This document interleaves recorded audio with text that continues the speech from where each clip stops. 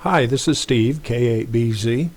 In this video, we'll be going over information on packet radio bulletin boards, how to use a bulletin board, and most importantly, the types of messages that can be posted on bulletin boards, and who can post them, who can list them, who can read, and who can delete those messages. So we're going to be looking at the message types. First of all, the first type of message that you can post on a bulletin board is a private message. Private messages are from individual station to individual station. Bulletin messages are from individual stations to all stations.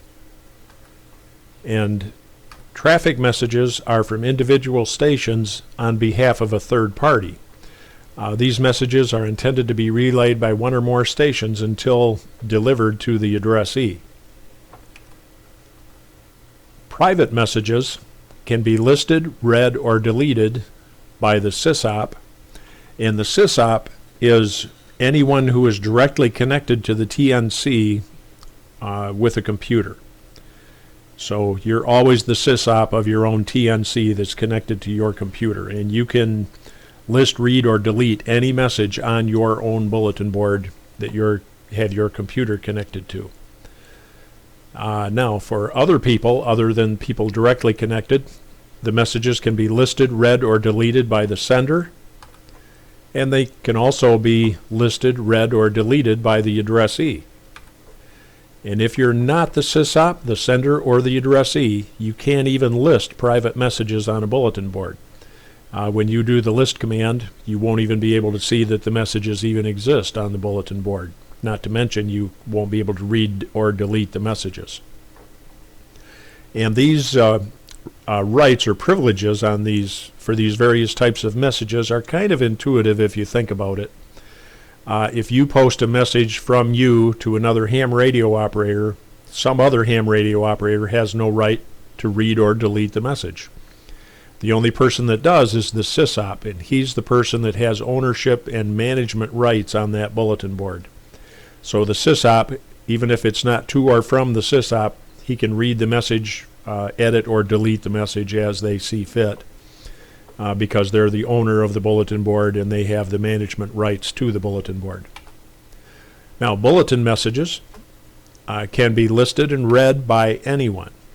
That's the entire purpose of a bulletin. When you post a bulletin on a bulletin board, the reason for that bulletin, posting a bulletin, is so any station that logs into the bulletin can read it. Now, bulletins can only be deleted by the sysop or the sender. And again, this is intuitive if you think of it. If you post a bulletin on a bulletin board, you wouldn't want the first station that comes along and reads the bulletin to be able to delete it. You put it there for multiple operators to be able to see and read the message. So you can delete it as the sender when you feel it no longer needs to be on the bulletin board, or the sysop can delete it at any time for whatever purpose they see fit. Maybe the message has just been left on too long and forgotten about by the sender. Maybe it has inappropriate content, or maybe it's just time for that bulletin to be removed from the bulletin board. If you're not the sysop or the sender, you can only read the bulletins. You can't delete them. Last type of message is a traffic message. Now, we're going to mostly refer to these as formal National Traffic System messages. National Traffic System messages can be listed and read by any station. Sysop, there's no individual addressee to National Traffic System messages. They're put on bulletin boards for any station that is able to relay that message closer to its destination to go ahead and take the message and relay it. They can be deleted by any station for the same reason. If you log into a bulletin board and you see a traffic message on there and you are a traffic handler, and you say, well, I can take this to the Michigan Traffic Net and relay it and get it closer to its destination. When you determine that you're going to do that, you should delete the message off the bulletin board. That's why any station can delete a traffic message. Now, you should only delete it if you're going to continue the forwarding route of that message or deliver the message. If you're not going to do that, leave it on the bulletin board. But if you do decide you're going to send that message further on its way, delete the message so a second station doesn't come along and starts forwarding the same message by a different means, and then the recipient will have it delivered twice because it followed two different paths to its destination. Any station that takes traffic messages from the bulletin board and relays or delivers the message should delete the message from the bulletin board so it doesn't wind up following two routes at the same time to the addressee. So that wraps up message types. Now we're actually going to take a look at some of these on a bulletin board. If you would like, you can pause the video at this point and open up your IP serial program if you want to try to duplicate some of the information that we're going to demonstrate in the next section of the video.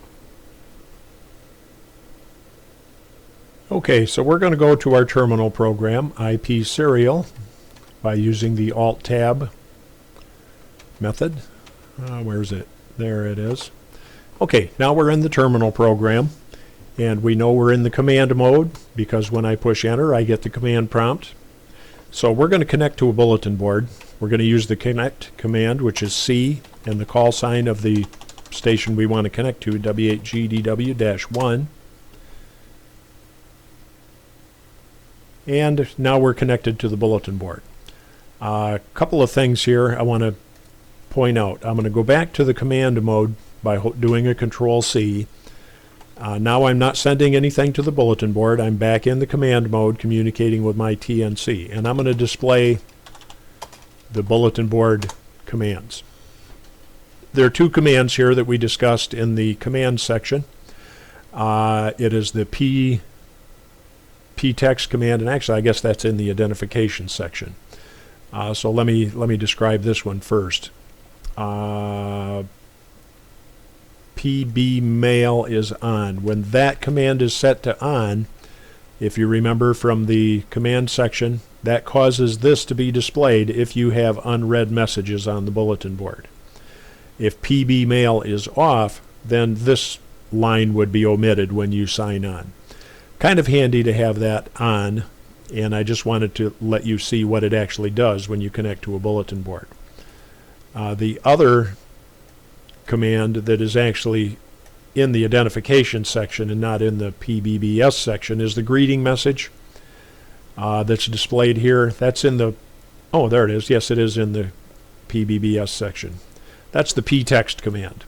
When you put some data in that, it's just the greeting message that's sent. So these two lines are determined by these two commands in the bulletin board set of commands in the TNC.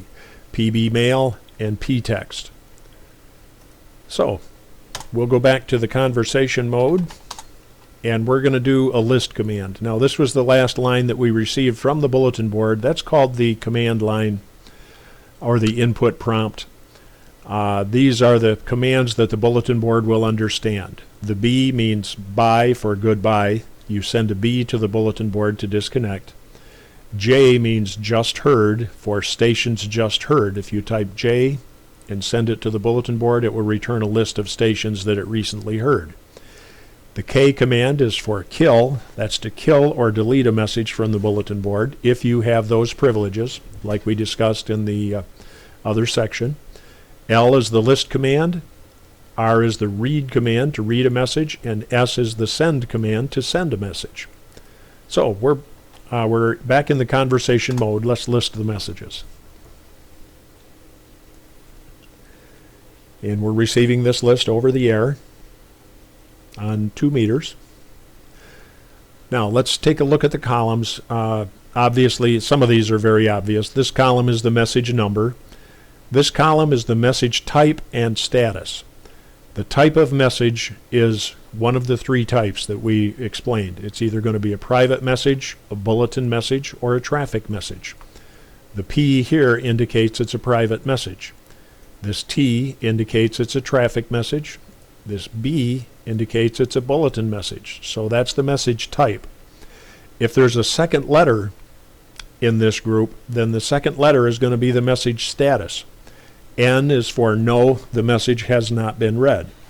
Now this is a message to me, to K8BZ. That's why I got this line up here that says you have one message waiting. That will only show you that when you connect. If the message is a private message addressed to you and the status is N for no, it has not been read.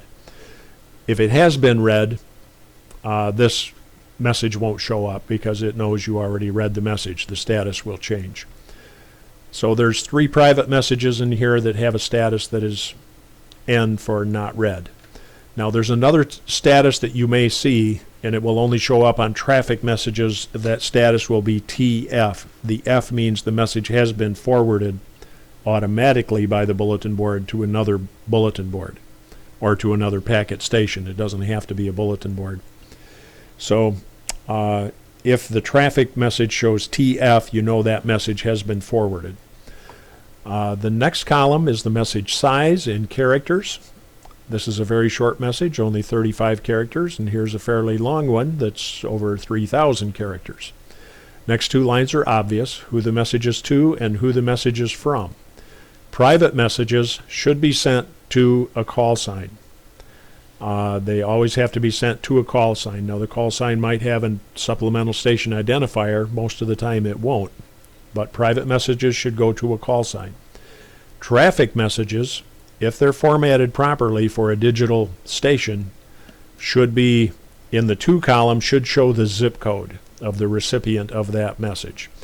Now, the traffic messages we're going to be talking about won't be manually uploaded in a dumb terminal. They're all going to be created in Outpost Packet Message Manager, and Outpost Packet Message Manager will format all of this correctly for you, so you won't have to worry about making sure that you send it to the zip code when you're creating a traffic message. Bulletin messages, who they're sent to is a category. It's not an individual station call sign. You can really have anything in there. You can even put nonsense in there if you want, but you want to put a category for the type of bulletin that is. This is just a general information bulletin, so they just put in all. But here's some other categories of bulletins. KEP will mean something to satellite operators. Those are the Keplerian elements or orbital elements that satellite operators will import into their satellite tracking program in order to accurately track satellites. DX would be any bulletin related to DX. A DX bulletin telling what DX stations are on the air, or how to work DX, how to spot DX, anything to do with working DX. Another category for a bulletin might be WX for weather, something to do with weather. This particular one is a flood advisory. So bulletin messages should have a category. Private messages should have a call sign that they're being sent to, and traffic messages should be sent to a zip code. The third column is the from column, and that should almost always be a call sign. If it's not a call sign, if it's some other descriptive designator, someone probably doesn't have their mycall command set correctly in their TNC. Next column is obvious. That's the date and time. And again, as we described in the command settings, we're using local time on VHF. If you run a packet station on HF, where propagation distances are much greater, you might want to use Zulu time. But on VHF, and in particular for emergency networks, which are local situations, you want to use local time. And the subject is obvious. Again, that's just what the message, something to do with what the message is all about. So let's read this message here to me. I'm K8BZ, so I'm going to read message number 155. Read 155, push enter, and it's going to read this very short message that I just posted just for demonstration purposes, so there isn't much text. It's going to give you the message header, the subject, the path that this message followed to get to this bulletin board. Now the only path is just the call sign of the bulletin board. And this is the text of the message, and then we get another command or input prompt. Now let's list the messages again, and we'll see the status of this message should have changed. You see up here it was personal not read. Now message number 155 is personal Yes, it has been read. So it shows that the message has been read this time around. Now, I'm going to discuss some of the options in the list command. You'll see there's another option here on the input for the input prompt is help. You can either type the entire word help or just the letter H. And it's going to give you a detailed list of the commands with a short description. So there's lots of options in listing messages that can be helpful. If this bulletin board had 200 messages on it and you typed list, you're going to have a long list of messages that scroll across the screen, probably many of which you'd have no interest in at all. So there are different ways that you can only list the messages that you want to list. We can do LM for list mine, and that will list messages addressed to me. There's only one on the bulletin board. We can do a LB for list bulletins, and then it will only list bulletins. We can do an LT for list traffic. Then it will only list messages that have the type traffic here in the type and status line. Another thing we can do is list a category. LC for list category, and then type the category, DX. So there's only one bulletin to the category DX. And let's list the category WX. And as you can see, you can find several ways to list messages that might not look all that practical on this bulletin board because the list of messages is relatively short. But if you can imagine a bulletin board that has 150, 200 messages on it, those various options could be very helpful in locating the message categories that you want or messages for you. And even there's one other I can show you here, list messages to. Now this greater than symbol, think of that as an arrow pointing to the station that the message is for. List to K8B, whoop, mistyped my own call. List to K8BZ. It'll show you any messages for K8BZ. You can also list from K8BZ. It'll show you a list of all messages that were from K8BZ. So those are some of the very convenient ways you can list messages on a bulletin board. Now let's read a couple of these other messages. I want to read the traffic message, so let's do a list traffic.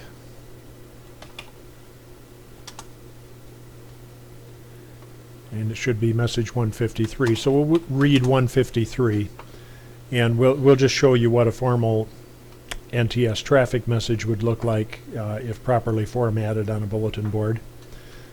This is just the message header with the message number, the date and time it was posted to the bulletin board. Now this is the date and time on the bulletin, on the TNC for the bulletin board. This doesn't come off your TNC. So if you're on a bulletin board and you notice that this date and time is way out of whack, that's not your mistake. That's the sysop of the bulletin board not keeping track of the clock in the bulletin board and seeing that it's set relatively close. Now that really does need to be set relatively close, and that's the sysop's responsibility. The subject line is QTC1, which means I have one message, and that's the precedence, routine, place of origin, and the area code and telephone prefix of the addressee. This is the actual message, all the way from here to here. So it's message number 233. That's not the same message number as the message number on the bulletin board. This is the NTS message number, routine, handling instructions, Hotel X-Ray Echo. The check is ARL 13 because this is an ARL numbered radiogram, and the addressee and so on. So that's an example of an NTS message. Now there's another way to read a message called read with headers. That would only be important on National Traffic System messages, so we're going to read with headers. It's RH 153. Now this is going to almost look identical. The difference is going to be the path. You'll see that. I'll scroll back up so you can see it. In the previous message, it showed the forwarding path, and all it does is show the call sign. There's only one station in the forwarding path, and that's the bulletin board that this message was posted on. Traffic messages can automatically be forwarded from one bulletin board to another. They can be set up that way by the sysops to automatically route formal traffic messages as far as they want them to go, if they get the cooperation of the bulletin board sysops along the route that they want those messages to travel. Now let's go down and look at this other one. The difference is, in the other one, when we didn't read it with headers, it just gave the call sign of the bulletin board station. When we read it with headers, it gives you all of the details on the forwarding path. The R means this message was received at this date and time. The date is year, month, and day. 2016-03-28. 03 being March, obviously. 2016 March 28 at 21:12 local time.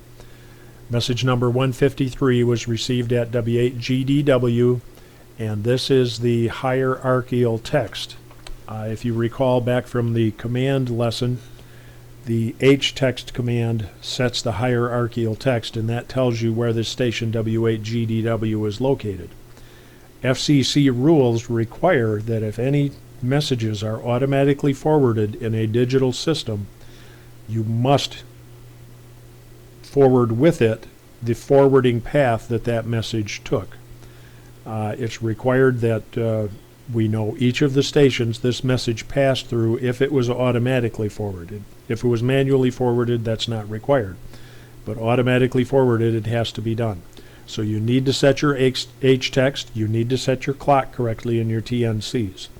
Now we are going to, in following lessons, describe how to set that up so formal messages can be automatically forwarded.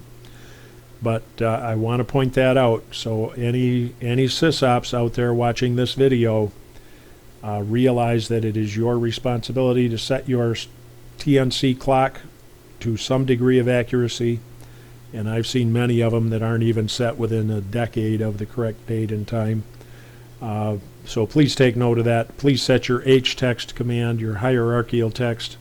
You don't need the specific region in Michigan like I have here in Northeast Michigan that begins with the pound sign. You can just set it to mi.usa.noam for North America in your H-text command. Okay, let's look at maybe one more message. We'll pick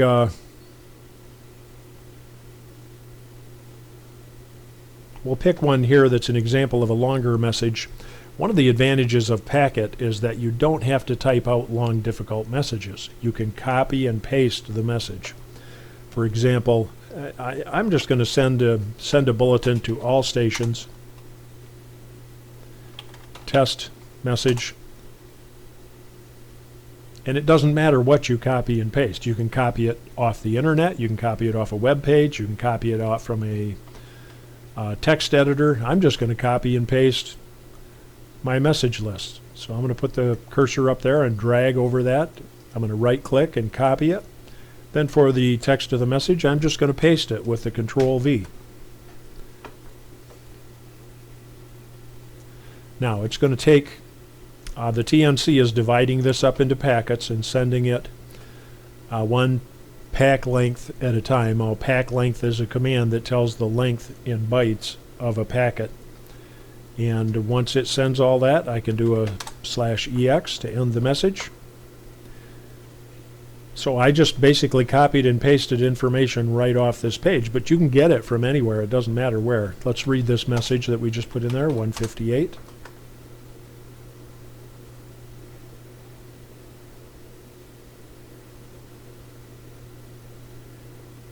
So copy and paste is a very valuable tool to have in Packet Radio. I'm just scrolling back up so I can look at the message list.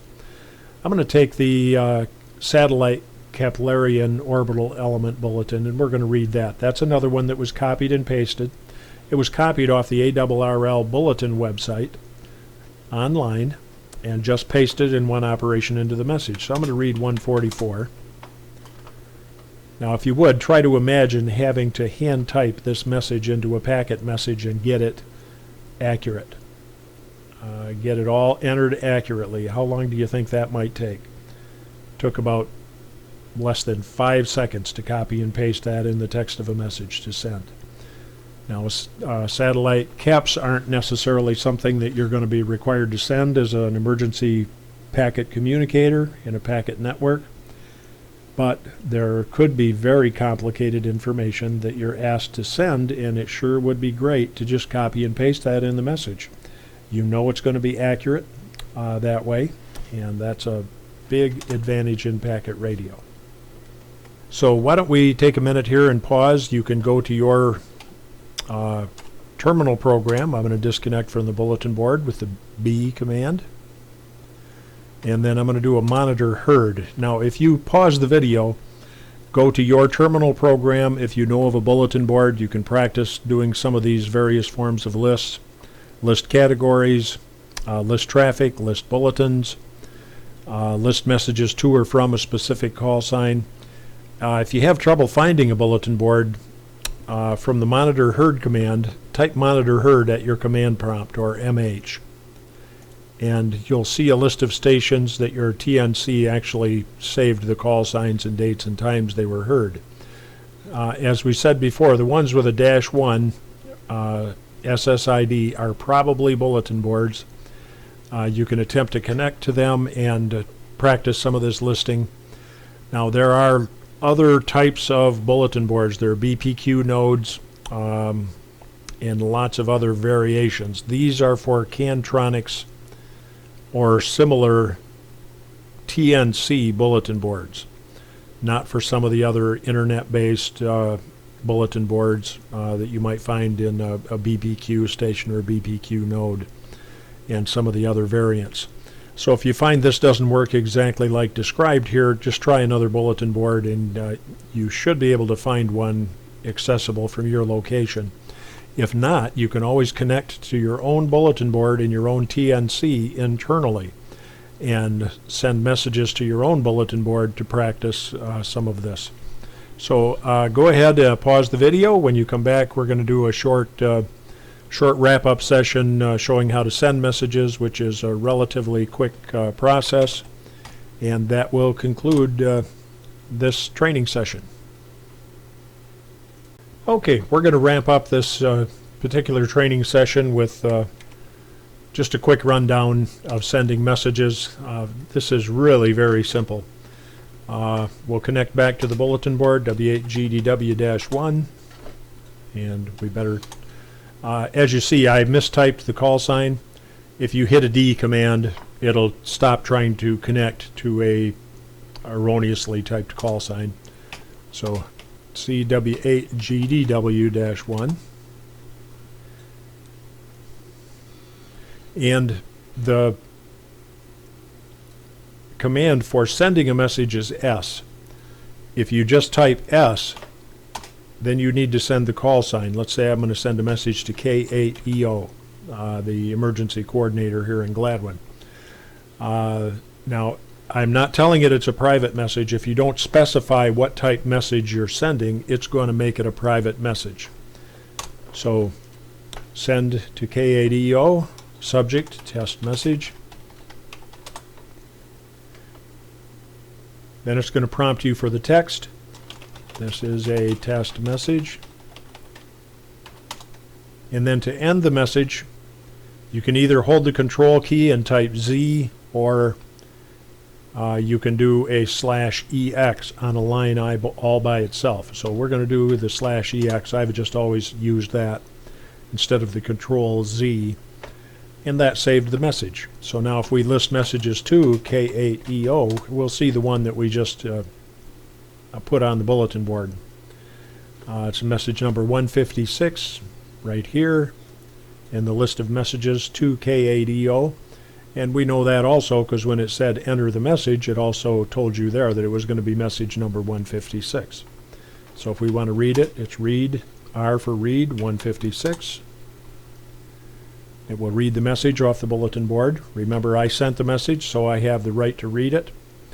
The only two people that will be able to list this message are myself and KADO and the SysOp. Now, this is a remote bulletin board, so the SysOp would have to log in as the remote SysOp.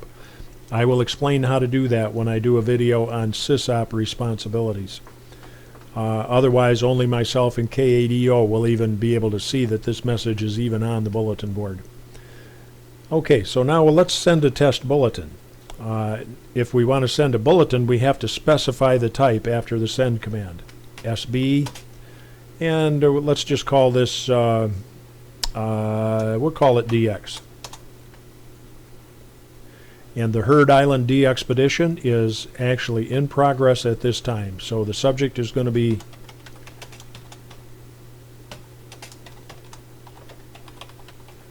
and that call sign is VK0EK, I believe. I might have the suffix incorrect, but this is just a test anyway. And they are currently operating on 80 meters CW on 3.534. So we're just going to put a bulletin out saying VK0EK is now on 3.534 megahertz, 80 meter CW, working split,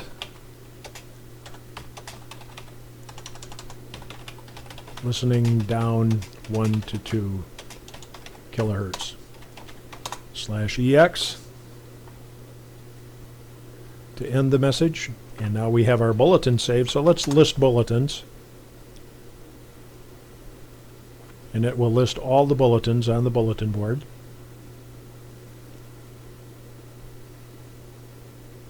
And let's list category DX. It'll list all of the DX related bulletins on the bulletin board, and there are 2 of them.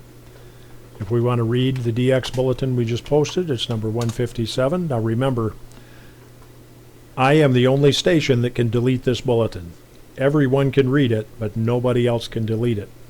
The only exception is the SysOp, and again, because this is a remote bulletin board that's not connected to a computer, the SysOp would have to log in and put in the password for SysOp privileges, and then they could read, list, delete, modify, do whatever they want with this bulletin or any other message in the bulletin board. I will explain how to do that and teach how to do that in the SysOp responsibilities video that I will make at a later date, but we're not quite at that point yet. So one last listing. I'm going to kill some test messages here.